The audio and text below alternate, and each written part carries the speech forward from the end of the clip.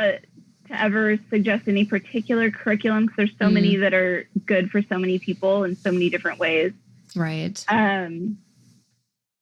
But I would say it's more about just finding something of interest for your child. And I think that regardless of where they're at or where they were or what their potential is, it's just, I mean, keeping all of that in mind, not like disregarding it, but the biggest focus is where are they right now? What are they interested in right now? How do I use that to further their comprehension?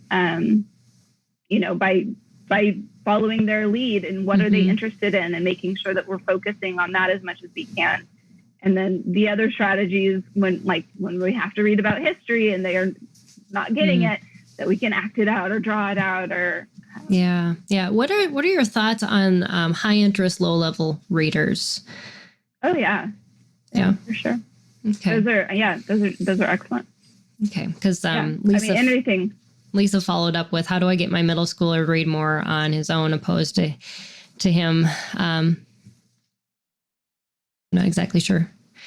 So he loves being read to. Oh, yep. But she wants him to do it more independently. Yeah.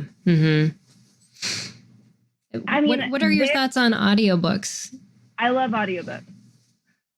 So I was going to say that's one of the strategies I would say is it's okay for kids to use audiobooks. It's still fostering a love of reading, even if they're not practicing the reading skill.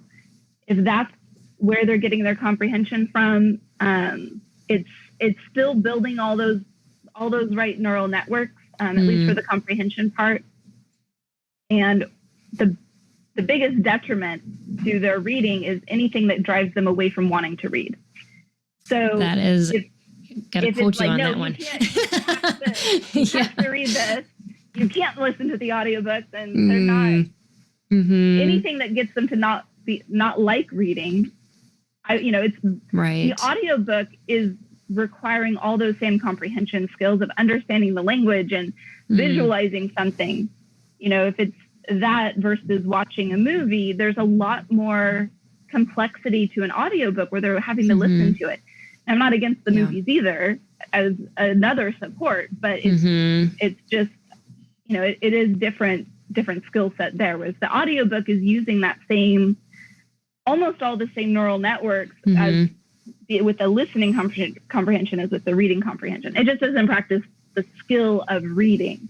Right. But, unless you have captions and you have a student that's very much following the captions with the movie and that's again helping with visualization. I found that out with my middle child. He had a hard time with the visualization part, and so reading captions with movies helped him to create visual strategies.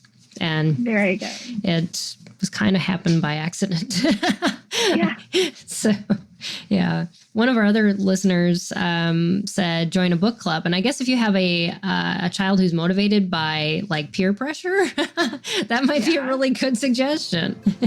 So not all kids are, but yeah, for some. That's great. Thanks for sharing, Brandy.